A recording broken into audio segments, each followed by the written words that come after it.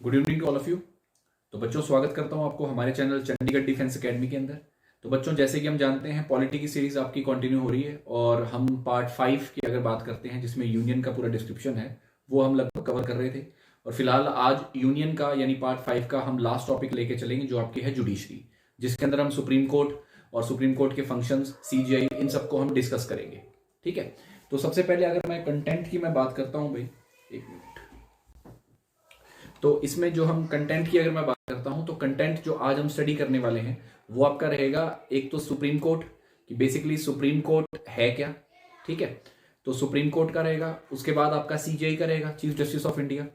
Functions रहेंगे supreme court के, collegium system रहेगा और रिमूवल मोशन रहेगा। इसी के साथ साथ हम जो हाई कोर्ट है उसका भी छोटा सा जो पार्ट है वो भी हम इसके अंदर कवर कर देंगे। ठीक है, शुरू करते हैं बेटा। तो सुप्रीम कोर्ट की अगर मैं बात करता हूं तो पार्ट 5 124 से 147 आर्टिकल्स आपके इंडियन कॉन्स्टिट्यूशन में सुप्रीम कोर्ट का डिस्क्रिप्शन देते हैं। हाईएस्ट जुडिशियल कोर्ट है। ठीक है, final court of appeal under the constitution of India. इससे ऊपर कुछ नहीं है भाई, हाईएस्ट कोर्ट ऑफ अपील है जहां अगर आपको सुप्रीम कोर्ट ने कोई ऐसी जजमेंट दे दी है तो उसके खिलाफ आप अपील नहीं कर सकते हो। ठीक है, तो इंडिया का सिंगल और यूनिफाइड जुडिशियल सिस्टम है और 3 टायर स्ट्रक्चर है जहां पर हायर लेवल के ऊपर आपका सुप्रीम कोर्ट है, दूसरे लेवल पे हाई कोर्ट है और तीसरे लेवल पे आपके आते हैं सबऑर्डिनेट कोर्ट। राज का भी है भाई, जो हम आगे जो आपके लोकल सेल्फ गवर्नमेंट्स का टॉपिक डिस्कस करेंगे वहां पर स्टडी करेंगे। ठीक है, तो 28 जनवरी 1950 को इसकी एस्टेब्लिशमेंट हुई थी। हालांकि जो 1935 जो है उसका गवर्नमेंट ऑफ इंडिया एक्ट था उसके अंदर भी फेडरल कोर्ट का जिक्र था। ठीक है, फेडरल कोर्ट का। तो फेडरल कोर्ट बेसिकली और कुछ नहीं भाई, आपका सुप्रीम कोर्ट ही था। अब कंपोजिशन की अगर मैं बात करता हूं तो सीजीआई प्लस 33 जजेस यानी 24 जजेस आपके टोटल है सुप्रीम कोर्ट के अंदर। और जस्टिस DY चंद्रचूड़ आपका हाल ही फिलहाल के अंदर 50th सीजीआई चुने गए हैं भाई। ठीक है, तो टोटल 34 जजेस हैं, 1 + 33 जजेस। एलिजिबिलिटी क्राइटेरिया की अगर मैं बात करता हूं तो he must be a citizen of India, 5 साल इनको हाई कोर्ट के जज का एक्सपीरियंस होना चाहिए और 10 साल एडवोकेट रहे होने चाहिए हाई कोर्ट के, और या डिस्टिंग्विश ज्यूरिस्ट हो ओपिनियन ऑफ प्रेसिडेंट के अंदर। ठीक है, ओथ और रेजिग्नेशन दोनों प्रेसिडेंट को हो जाता है और प्रेसिडेंट ही इनको अपॉइंट करते हैं भाई, ये बात ध्यान में रखना। ठीक है, तो रिमूवल भी प्रेसिडेंट के बेस पे होती है on parliament recommendation. Tenure 65 years of age का होता है। ठीक है, तो फंक्शन ऑफ सुप्रीम कोर्ट की अगर मैं बात करता हूं तो इसमें ज्यूरिडिक्शन आती है। एक तो आती है ओरिजिनल, इसके बाद हम स्टडी करेंगे अपीलिएट। तो ओरिजिनल ज्यूरिडिक्शन का मतलब क्या होता है? डिस्प्यूट का सेटलमेंट। डिस्प्यूट कैसे हो सकते हैं भाई? सेंटर और स्टेट के, दूसरे 2 या 2 से ज्यादा स्टेटों के, for example Haryana and Punjab का जो SYL का मुद्दा है ना, हम सब जानते हैं। तो ये 2 जो स्टेट्स का मुद्दा है ये सुप्रीम कोर्ट के अंदर फिलहाल भाई इसकी हियरिंग चल रही है और जो हियरिंग आ चुकी थी वो हरियाणा के फेवर में आ चुकी थी, लेकिन स्टिल अभी तक कुछ प्रॉब्लम्स हैं ऐसी कि जो अभी तक ये प्रॉब्लम सॉल्व नहीं हो पाई है। ठीक है, एक्सक्लूसिव ओरिजिनल जुडिक्शन की बात करते हैं तो दो, अगर सेंटर और स्टेट एक साइड पे है और किसी दूसरी साइड 2 स्टेट्स हैं तो उनके बीच का मुद्दा भी आपका सुप्रीम कोर्ट ही सॉल्व करता है। फिर आपकी आती है रिट जुरिडिक्शन। ये हमने आर्टिकल नंबर 32 में पढ़ा था भाई, फंडामेंटल राइट है आपका कॉन्स्टिट्यूशनल रेमेडीज का। ठीक है, कॉन्स्टिट्यूशनल रेमेडीज हमने पढ़ी है ना, राइट टू कॉन्स्टिट्यूशनल रेमेडीज है। तो उसमें हाई कोर्ट और सुप्रीम कोर्ट के पास, वैसे मेनली हम सुप्रीम कोर्ट का जिक्र करते हैं जिसमें 5 रिट इशू करते हैं। रिट्स का मतलब होता है भाई कमांड्स। ठीक है, हैबियस कॉर्पस, मैंडेमस, प्रोहिबिशन, क्यो वारंटो और सर्चुलरी। और हैबियस कॉर्पस, हालांकि ये मैं सारे रिट्स आपको फंडामेंटल राइट वाले चैप्टर में डिस्कस करवा चुका हूं, बट अगर हैबियस कॉर्पस की बात करता हूं बस इतना बात ध्यान में रखना, प्राइवेट एंड जो पब्लिक इंडिविजुअल्स हैं उन दोनों के खिलाफ ये रिट इशू की जा सकती है, बाकी सारी की सारी पब्लिक रिट्स है। फिर आपकी आती है अपीलेट जुरिडिक्शन, जिसके अंदर लोअर कोर्ट्स की जजमेंट के खिलाफ या लोअर कोर्ट की जजमेंट से आप सेटिस्फाइड ना होके आप अपनी अपील कर सकते हो हायर कोर्ट्स में, हायर कोर्ट से ऊपर सुप्रीम कोर्ट में। ठीक है, constitutional matters, civil matters, criminal matters, special leave और एडवाइजरी जुरिडिक्शन जो आर्टिकल नंबर 143 में सारी की सारी आपकी अपीलेट जुरिडिक्शन के अंदर आती है। ठीक है, फिर एक इंपॉर्टेंट चीज आती है कोर्ट ऑफ रिकॉर्ड।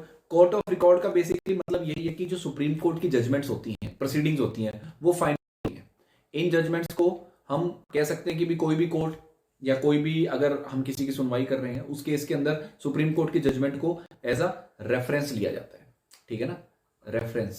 लेके हम कर सकते हैं। तो यही बताया गया, judgements, proceeding and acts of supreme court can not be question by any other court, recognise as legal precedents and preferences, और अगर कंटेम्प्ट ऑफ कोर्ट होता है तो उस केस में 2000 या 6 महीने की इम्प्रिजनमेंट या दोनों ही की जा सकती है। तो पावर एंड फंक्शंस की मैं बात दोबारा कर लेता हूं भाई। रिगार्डिंग प्रेसिडेंट और वाइस प्रेसिडेंट के इलेक्शंस के रिगार्डिंग डिस्प्यूट्स होते हैं, वो सुप्रीम कोर्ट में हैंडल किए जाते हैं। ट्रांसफर ऑफ केस और appeal pending in high court भी सुप्रीम कोर्ट में जा सकती है। जुडिशियल रिव्यू की पावर होती है, अपनी ही जजमेंट और ऑर्डर को रिव्यू कर सकते हैं। Ultimate interpreter of the constitution, सभी कोर्ट्स को कंट्रोल करते हैं। और सीजीआई हाई कोर्ट के जज को अपॉइंट कर सकते हैं एज एड हॉक जज फॉर टेम्परेरी पीरियड। ये सुप्रीम कोर्ट के पास पावर होती है। अब एक इंपॉर्टेंट चीज आती है, वो आती है कलेजियल सिस्टम। ठीक है, वैसे हम सब जानते हैं भाई, अगर सीजीआई की बात हो या सुप्रीम कोर्ट के जज की बात हो, ठीक है, तो इन सबको अपॉइंट कौन करता है? इन सबको अपॉइंट करता है भाई प्रेसिडेंट। ठीक है ना, अपॉइंट प्रेसिडेंट करता है। लेकिन अगर मैं बात करता हूं इनके ट्रांसफर या अपॉइंटमेंट के बाद का जो इशू है, वो सारा का सारा कलेजियल सिस्टम के बेस पे होता है, जिसमें चीफ जस्टिस ऑफ इंडिया और कुछ सीनियर मोस्ट जजेस होते हैं जो मिलकर कलेजियम सिस्टम बनाते होते हैं। कलेजियम सिस्टम से पहले भाई जो अपॉइंट करने की जो जजेस की जो पावर थी, वो थी एनजेएसी के साथ। 99 कॉन्स्टिट्यूशनल अमेंडमेंट एक्ट था भाई, जिसमें नेशनल जुडिशियल अपॉइंटमेंट कमीशन, इसको अथॉरिटी दी गई थी, आप जजेस को अपॉइंट करो सुप्रीम कोर्ट के। ठीक है, तो इसमें मेंबर कौन से होते थे? सीजीआई, 2 जजेस होते थे सीनियर मोस्ट, लॉ और जस्टिस मिनिस्टर होते थे या simple law minister, 2 eminent member होते थे सीजीआई जिनको नॉमिनेट करता था और लीडर ऑफ अपोजिशन लोकसभा का। ठीक है, 1 एमिनेंट मेंबर होता था एससी, एसटी, ओबीसी, माइनॉरिटीज और वुमेन में से। ये सब मिलके कहीं जाके आपके इनको अपॉइंट करते थे। तो इतना कॉम्प्लिकेटेड सिस्टम था कि फिर बाद में सुप्रीम कोर्ट की जजमेंट आई थी अक्टूबर 2015 के अंदर कि एनजेईसी को अनकॉन्स्टिट्यूशनल डिक्लेयर किया गया और सभी के सभी जो अपॉइंटमेंट है वो कलेजियल सिस्टम के बिहाफ पे होने लग गए। ठीक, तो अभी तो हम बात कर रहे थे भाई किसकी? अपॉइंटमेंट की। अब रिमूवल की बात अगर की जाती है भी, क्या सीजीआई या जस्टिस, ये जो है आपके सीजीआई क्या सॉरी जो आपके सुप्रीम कोर्ट के जजेस हैं या हाई कोर्ट के जजेस हैं, इनको क्या रिमूव किया जा सकता है? बिल्कुल किया जा सकता है भाई। 1968 का आपका जजेस इंक्वायरी एक्ट आया था, जिसके अंदर रिमूवल मोशन पास किया जाता है by means of special majority. ठीक है, और स्पेशल मेजोरिटी होती जो है ये लोकसभा और राज्यसभा दोनों से पास होनी चाहिए। लोकसभा की बात है तो स्पीकर की, और राज्यसभा की बात है चेयरमैन की। अगर इसको रिफ्यूज कर दिया जाता है तो कोई आगे केस है ही नहीं। अगर एडमिट कर ली जाती है ये मोशन, तो 3 मेंबर की कमेटी होती है, जिसमें सीजीआई, ठीक है, आपके सुप्रीम कोर्ट के, और जजेस, chief justice of high court और डिस्टिंग्विश्ड जज बैठे होते हैं, जो फर्दर अगर ये फाइंड आउट करते हैं कि जो जज है जिसके खिलाफ रिमूवल मोशन लाया गया है वो मिसबिहेवियर या इनकैपेसिटी का गिल्टी है, तो उसको फिर आगे ये प्रेसिडेंट के पास भेज देते हैं और प्रेसिडेंट फिर पास ऑर्डर को पास कर देता है और जज को फाइनली रिमूव किया जाता है। ठीक है, तो ये बेसिकली ये और वो जो पिछला मैंने बताया लगभग सेम है। ये एक फ्लो चार्ट है ये जो बताया गया, तो आप दोनों में से कौन सा भी आप ले सकते हैं। ठीक है, तो फिर इसी के अंदर अगर मैं हाई कोर्ट की बात करता हूं तो हाई कोर्ट आपका पार्ट 6 के अंदर बताया गया है, और पार्ट 6 आपका हम इसके बाद शुरू करेंगे, वो आपका है स्टेट लेजिस्लेचर का। ठीक है, स्टेट लेजिस्लेचर है हाई कोर्ट का, लेकिन मैं इसमें सोच रहा हूं कवर कर दूं बिकॉज जुडिशरी है। तो 1862 में बॉम्बे, कलकत्ता, मद्रास में शुरू किए गए थे भाई। 7th कॉन्स्टिट्यूशन अमेंडमेंट एक्ट था जो ये कहता है कि कॉमन हाई कोर्ट होता है 2 या 2 से ज्यादा स्टेट्स का। फॉर एग्जाम्पल पंजाब और हरियाणा का एक कॉमन हाई कोर्ट है, ये हम सब जानते हैं। और ये कहां पे है भाई? ये आपका है चंडीगढ़ के अंदर। ठीक, चीफ जस्टिस और अदर जजेस होते हैं इसके अंदर। हाई कोर्ट का चीफ जस्टिस भी होता है, सेम है, appointed by the president in consultation with CJI. Writs issue कर सकता है, 226 आर्टिकल बताया गया और 217 के अंदर अपॉइंटमेंट बताई गई है। ठीक है, तो एलिजिबिलिटी बेसिकली सीजीआई की और हाई कोर्ट की बेसिकली वही होती है। इंडियन सिटीजन, जुडिशियल ऑफिस होना चाहिए 10 साल के लगभग इंडियन की टेरिटरी में। ठीक है, एडवोकेट होना चाहिए हाई कोर्ट का 10 ईयर्स का, कोई मिनिमम एज नहीं अपॉइंटमेंट की। गवर्नर ओथ दिलाते हैं बिकॉज गवर्नर आपका कॉन्स्टिट्यूशनल हेड होता है किसका? स्टेट का, और अपने कंट्री का कौन होता है? आपका प्रेसिडेंट। ठीक, तो टेन्योर फिक्स नहीं है until the age of 62 years, और प्रेसिडेंट को ही रेजिग्नेशन देते हैं और can be remove by president और पार्लियामेंट रिकमेंडेशन। ठीक है, तो ये आपका जो हमने अभी टॉपिक डिस्कस किया है, ये सारा का सारा आपका जुडिशरी पे डिपेंडेंट है भाई। मैंने वो मोटे मोटे पॉइंट सारे इसके अंदर शामिल किए हैं जिनके रिगार्डिंग क्वेश्चन बनते हैं। तो अब अगली वीडियो के अंदर हम जो PYQs हैं, ठीक है, जो आपके पार्ट 5 के आए हुए हैं और लगभग बहुत इंपॉर्टेंट पार्ट है यार। ठीक है, इस पार्ट से काफी हद तक क्वेश्चन बनते हैं, वो मैं बताऊंगा आपको कैसे क्वेश्चन आए हुए हैं, तो वो क्वेश्चन हम इस पर डिस्कस कर लेंगे।